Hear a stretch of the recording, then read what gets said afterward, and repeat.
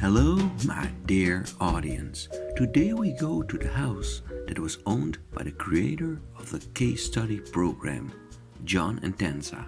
He was the chief editor of Arts and Architecture, the magazine that sponsored the construction of a series of minimalistic modernist homes that were built with prefabricated industrial components like steel beams, metal sheets, and concrete slabs.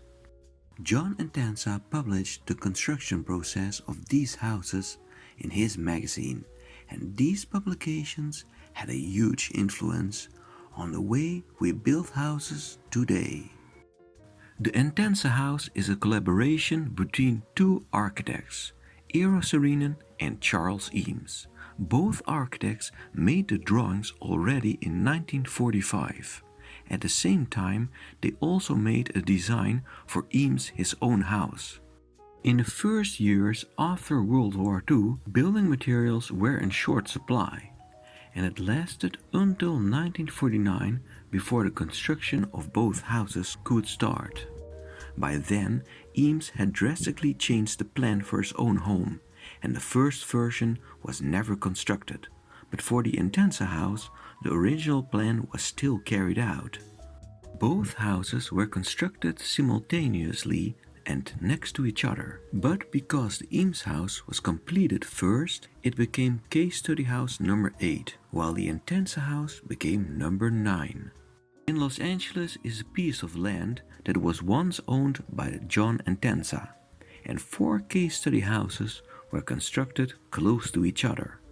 Here we have number 20, designed by Richard Neutra, and here we see number 18 by Rodney Walker. At the end of the street are number 8 and 9. The entire settlement is accessible over a dead-end street, with the entrance right here. Once we drive over the dead-end street, we see the entrance gate of CaseStudy house number 20. But once we go straight ahead, we see another entry gate, and behind it is the subject of our video, the CaseStudy house number 9, the Entenza residence. From above, the house is almost square, like a white box without details. This gives it a minimalistic appearance. The front door is on the east side, and next to it is a large garage door made of wood. At the north side is a steel-framed porch, and the entire west side consists of floor-to-ceiling windows. Like the Eames house, there are black window frames against white walls, and small squares filled in with colored panels. But compared to the Eames house, everything is more subtle, more minimalistic. The roof is supported by a skeleton of H-beams, 12 placed vertically and 8 placed horizontally. In the spaces between the beams, steel girders are installed. For extra support, small steel rods were placed between the beams and girders. On this entire construction, the concrete slabs of the roof were placed. Although the Eames house looks very different, both houses were built with the same materials and with a similar construction. This was done deliberately by the architects in order to demonstrate the versatility of steel framing, making the houses technical twins but architectural counterparts. The great benefit of the construction is that the roof is independent from the rest of the house. This means that none of the outer walls has a load-bearing function, and you can have large windows.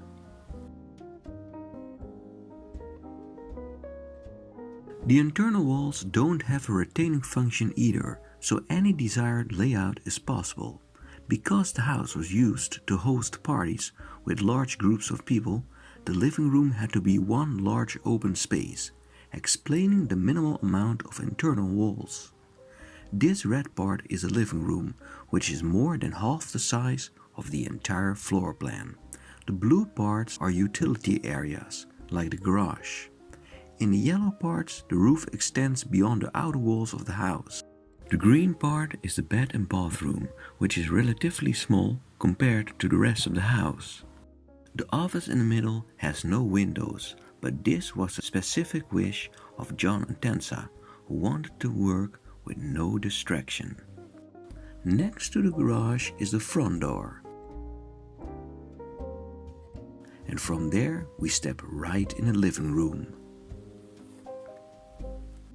The huge living room feels very spacious, with lots of daylight and large windows that overlook the garden. A black column is the only part of the construction that is visible in the interior. The rest is hidden behind the ceiling and the walls. On the left is a steel fireplace, painted bright red, forming the central part of the interior. The fireplace also functions as a room divider, separating the sitting area from the rest of the living space.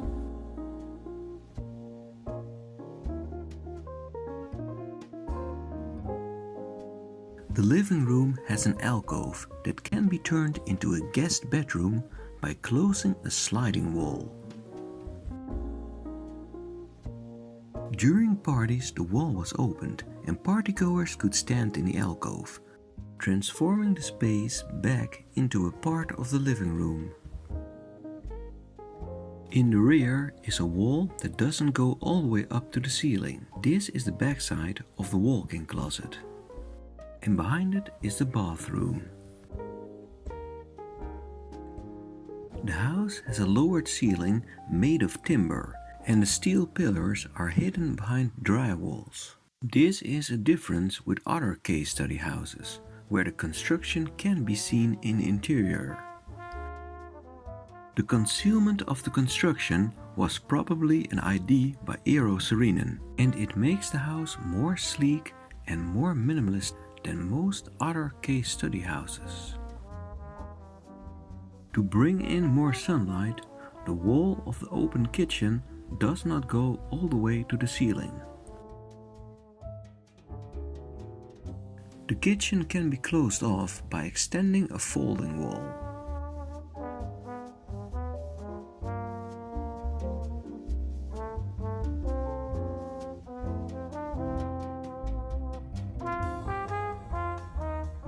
Next to the kitchen is a steel porch, and there is an abstract mural designed by Eames.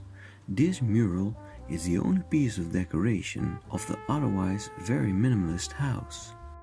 Under the porch is a pathway that leads from the driveway to the garden, and the ocean can be seen in the background.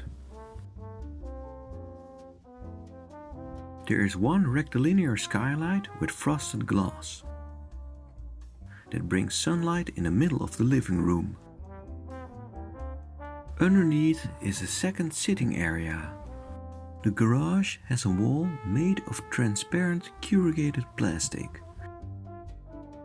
Daylight can shine through this wall, preventing the garage from becoming a dark and enclosed space. Due to the elevations in the ground level, the floor is uneven, explaining the steps in the floor next to the garage and the 2 steps of the conversation pit. The living room has 2 large sliding windows from where you can step outside into the garden. From 3 sides, the house has walls with only a few windows. This enclosement leads the view towards the large windows that are oriented towards the garden and the ocean. While the interior looks more designed by Eames, the exterior feels more designed by Eero Saarinen. His love for geometry, simplicity and clean white surfaces dominates the exterior. With the black steel porch and mural almost feeling like a compromise towards Eames, who had a more warm, colorful and playful approach towards modernism. We walk through the garden and here we see a strange surprise. Another home is placed in the backyard. In 1997, the property was owned by a rich family who considered the original home too small, and instead of remodeling it, they decided to build a second larger home in the garden. This two-story home is designed by Barry Barkus and it's also very beautiful, but it blocks the view of the ocean that the Entenza house once had, taking away the interaction with the landscape. We walk past the second home and take one final look at the panorama that was once visible from the living room. This was your tour guidance. Thank you for watching. Until next time.